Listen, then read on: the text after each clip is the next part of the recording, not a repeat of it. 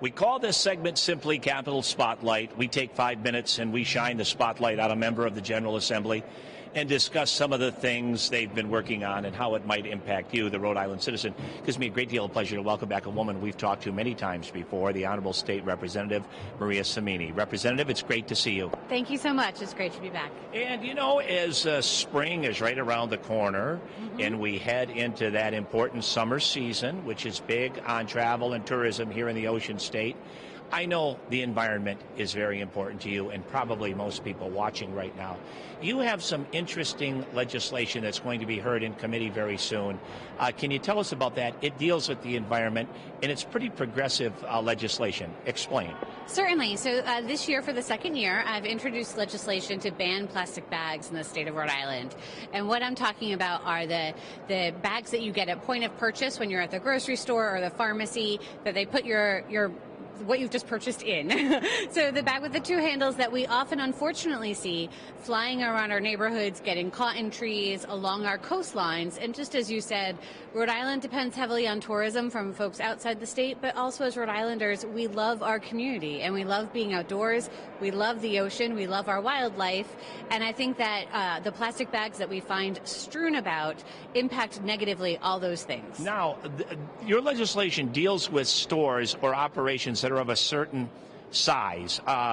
Explain who would, fall under the legislation. So ultimately, actually, all stores would fall under it, but we ease them in. Okay. So we start off that if the bill were to pass as of January of 2015, the larger stores, the chains, the large-scale grocery stores and big box stores would have to phase out their plastic bags.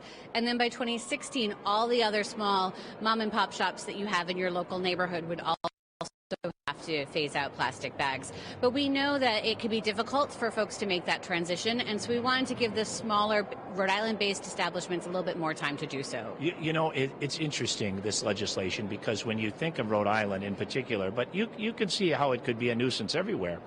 With the water being so important to us here, with 400 miles of shoreline, with the fishing industry being so important to our economy here in Rhode Island, these plastic bags can impact, the waterways very easily. It's very true. And in fact, as I said, this is the second year I'm introducing the legislation. And last year we had a scallop farmer come and testify about the pollution that he finds in his scallop beds.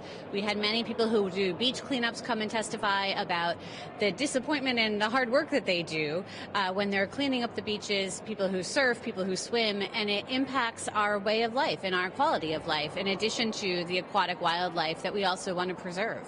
Not to mention the way that they're filling up landfills, and I don't know if they ever disintegrate, or they take a long time, I know. It takes a very long time, and while plastic bags are a very small amount of what goes into our landfills, they're tiny.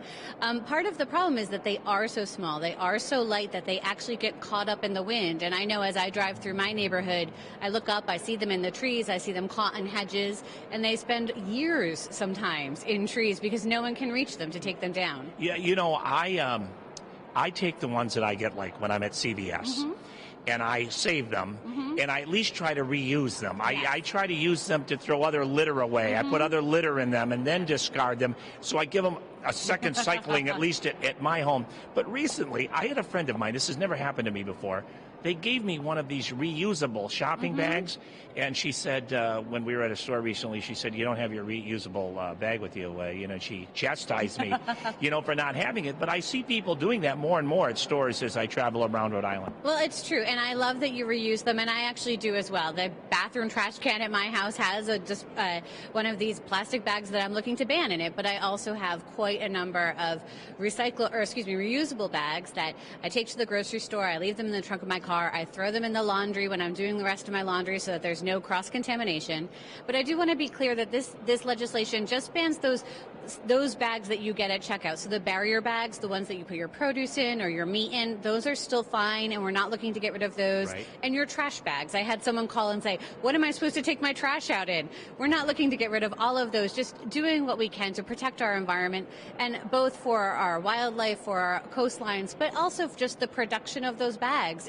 involves oil, and that's not a very good thing that we want to be perpetuating as well. Representative, here's a $64,000 question. Yes. Do you have the votes? I think I may. Last year we had a great hearing. I had a lot of great feedback from our colleagues on the floor. We made some changes to the bill last year. I had a fee for paper bags that I thought would help retailers. They said we don't want it, so I got rid of it. And so we've made some tweaks to the legislation to hopefully advance it. It would be really exciting. We'd be the first state in the nation to do a statewide ban.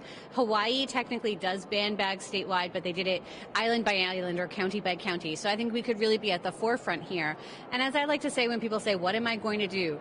People have carried things since the beginning of time. Plastic bags have really been in our lexicon, in our daily use for just a couple of decades.